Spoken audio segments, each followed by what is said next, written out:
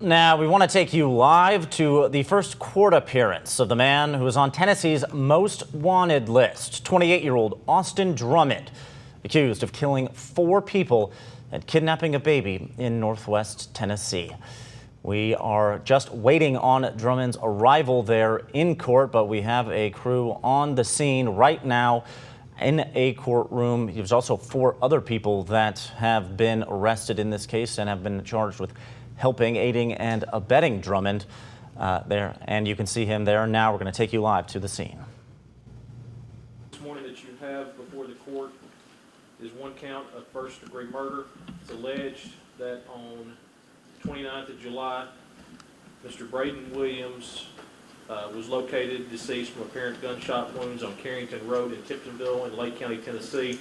During the course of the investigation, it was determined that Mr. Drummond did with premeditation knowingly and intentionally kill Mr. Braden Keith Williams with the use of a firearm.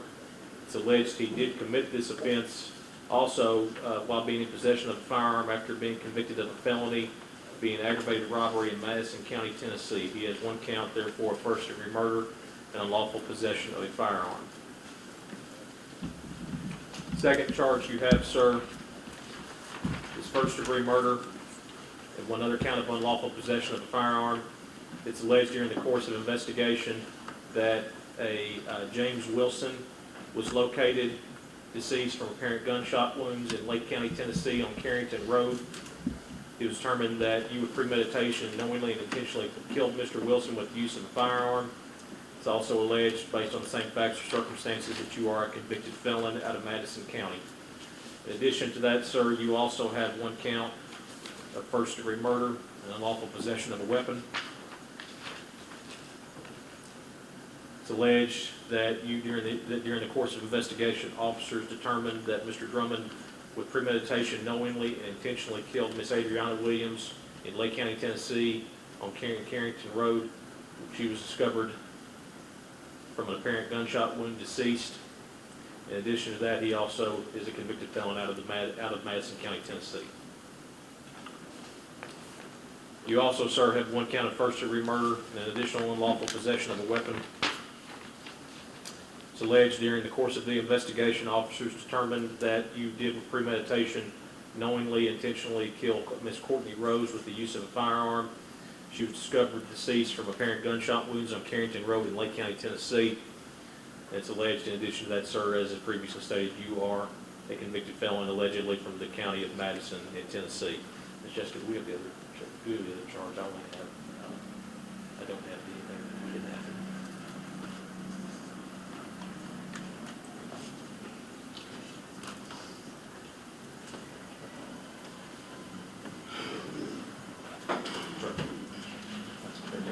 Never mind. Sorry about that, Mr. Drummond. In addition to that, finally, he has 1 count of aggravated kidnapping and a possession of a firearm during the commission of a dangerous felony. It's alleged that all of the victims in the case that previously were mentioned were located deceased from apparent gunshot wounds on the same date. A minor child with the date of birth 12/12/2024 with the initials WW was discovered left in the front of a residence in Dyer County, Tennessee. States that Mr. Drummond committed the offense of aggravated kidnapping by false imprisonment, which was committed to facilitate the commission of a felony or flight. It's alleged he committed this offense also possessing a firearm during the commission of said dangerous felony. When he possessed a firearm, he therefore has those counts. General Goodman, is the state moving forward with felony charges in this matter? Yes, Your Honor, we are. Mr. Drummond, I'm going to enter a not guilty plea for you at this time on your behalf, being that you do not have counsel appointed or retained to represent you. Are you going to be able to hire an attorney, sir, to represent you, or will you need me to ask you questions about your finances to appoint you an attorney? I'm not going to be able to hire an attorney. Okay. Sir, if you could, to the best of your ability, please raise your right hand for me. Do you swear or affirm the testimony you are about to give is true, so help you God? Yes, sir. You put your hand down, sir. Mr. Drummond, prior to being taken in on these charges, sir, were you working anywhere? I have a business, inflatable ring business, kids' parties, at part-time shows, decorations, stuff like that. So you were self-employed, is that correct? Yes, Okay. Now, this is what I'm going to ask you, sir. Obviously, that may vary depending on how much business you generate monthly. If you could estimate for me what your monthly income would be from that business? it varied, but it was around $4,000 to $6,000 a month. Okay. Okay. Excuse me, a lot of it, I was just starting it up, and a lot of the money just went right back in to investing in. When did you start the business, sir? I started LLC in February.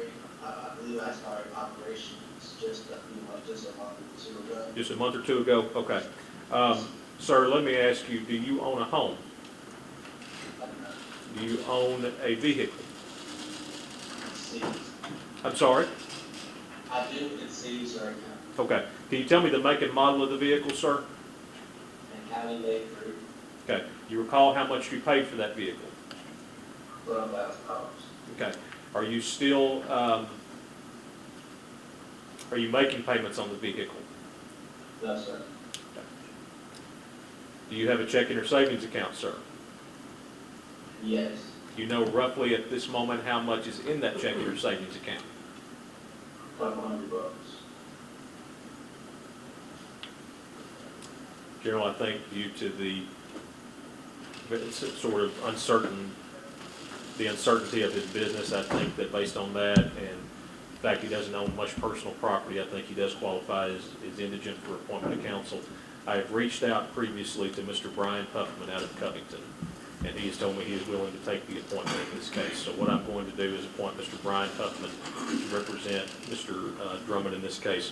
Mr. Drummond, Mr. Brian Huffman is an attorney in Covington, Tennessee. He is going to be appointed in this case to represent you, sir. We're going to get his contact information to you, and also we're going to get his information for where to contact him and locate him and be able to discuss your case with him. We'll be happy to get that to you, and we're going to send you his files we're going to send your files to his office for him to review that. Okay? General, does the state wish to be heard on bond at this time? Yes, Your Honor. Your Honor, at this time, the state intends to seek the death penalty. This is a capital case. We're asking that he be held without bond. In addition to that, he has a bond out of circuit court. We have filed motions to revoke those bonds. That will be heard later in the month of August in circuit court. Mr. Drummond, what I'm going to do before I make a position on bond, I'm going to ask you some questions, sir. And if this information is not correct, sir, please just tell me if it is not, okay? Can you still hear me okay, sir? Yes, sir. Okay. 16 O'Neill Oakway, Apartment E in Jackson. Is that a good address for you, sir? Not anymore. 54 Armory Lane, Jackson, Tennessee, 38301. Okay. How long have you lived at that address, sir?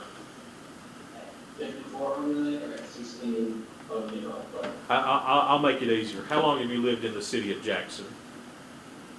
Since I was released in September of last year. Okay. Before you were incarcerated on your previous charge, where were you living at? 6 Lynchburg Road, Jackson, Tennessee. Okay, so for the majority of your life, have you lived in Jackson, Tennessee? Yes, sir. Okay, do you have any family in Lake County, Tennessee? No, sir.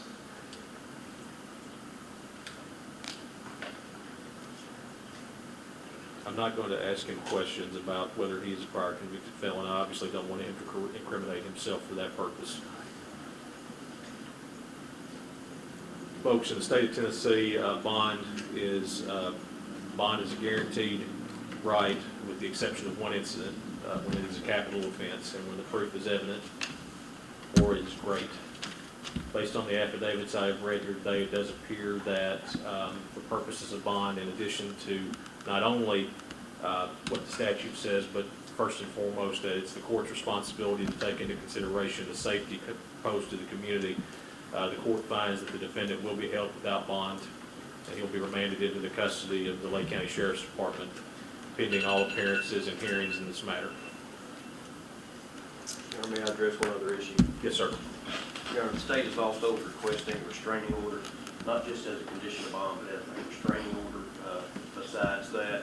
And that would be for the family of victims Courtney Rose, Adriana Williams, Braden Williams, and James Williams. Mr. Drummond, let me go over with you, sir, what the general has said. I'm sorry, and also the minor child, WW, who was the minor child. Yes, sir. I was going to include that, General, but I appreciate you mentioning that. Mr. Drummond, what I'm going to do is, this is something that obviously you do not have this in front of you at the moment. I'm going to be sending to you in a moment through one of our deputies to the jail. We're going to be sending you a form called Notice of Bond Conditions. What that's going to tell you is that you have bond conditions that you must follow. Obviously, if you are incarcerated, you will not be out on bond, but if you were to be granted bond at a later date, then these bond conditions would apply. But your bond conditions are: you should have no contact with any of the family members of the victims in this matter, the alleged victims in this matter, Miss Courtney Rose, Miss Adriana Williams, Braden Williams, and Matthew Wilson.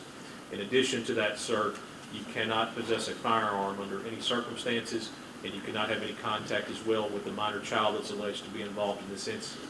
The court is also going to put a condition down that you must keep in contact with your attorney, Mr. Brian Huffman. In addition to that, sir, the court is going to issue restraining orders separate from your bond conditions that state you must not have any contact with these victims at all throughout the entire cause of action. The court is going to send those over to you. You will be served a copy of those. I told Mr. Huffman I did not discuss the possibility. I wanted to wait until he's officially appointed. If your office would like for me to go ahead and set another appearance date before the preliminary hearing, I'm fine to do that, General. What's the state's position? We set the others for August 14th. We'd like to keep all these together and set it that date if possible. Okay. Mr. Drummond, I'm going to continue your case to August the 14th, sir, at 9 a.m. Mr. Huffman will be in contact with you prior to that to go over your case, and he will be able to hopefully answer any questions that he has for you, sir, okay? Or that you have for him. I apologize. We will see you back here then, okay? Yes, sir. Thank you, Can I sir. ask a question? As long as it's not related to the facts of your case or anything that could infringe on your Fifth Amendment rights, I'm fine with that, sir. I'm just wondering, is now the time I need to ask for a quick speedy trial, or how's that work? Well, now that I've appointed you counsel, any motions that will be filed will go through your attorney, sir. Yes, sir. Yes, sir. Yes, sir. Okay. All right, folks, case is continued to August 14th at 9 o'clock. Thank you. We are going to also take up Mr. Powell, I believe. I was told that they're going to bring him over so you folks. Okay, so a lot to get into here. Again, that was Austin Drummond making his first court appearance here on this Thursday after he was captured the other day. Now, the key things to keep in mind, just already we've learned in this initial public appearance for Drummond, is he has been appointed a public defender and will be held in the jail without bond, but the state will be seeking the death penalty. That has now been confirmed by the state's attorneys there at that court appearance. The state of Tennessee will be seeking the death penalty in the case against Austin Drummond. The judge agreed that in the light of those facts, Drummond will be held without bail and will be remanded to the county sheriff's office there up in Lake County. He's not allowed to have any contact with the family. There's been a restraining order put in place. That's as the judge said, separate from some of his bond conditions. A restraining order has been put in place against the victims in this case, as well as the small child that was involved in this incident as well. But the case will be continued on August the 14th at 9 a.m., just about a week from today, a week from right now. Again, he's been granted a public defender. That public defender, I heard, Brian Huffman out of Covington. Brian Huffman from Covington will be the public defender for Austin Drummond in this case. But again, Drummond now being held at the Lake County Sheriff's Office without bond, and the state will be seeking the death penalty in this case. This case will be continued a week from today at 9 a.m. there in Lake County. We've got a couple other members or a couple other people that are being tried. They are making their first appearance, I should say, in the courthouse, those that are accused of helping Drummond evade capture post-arrest.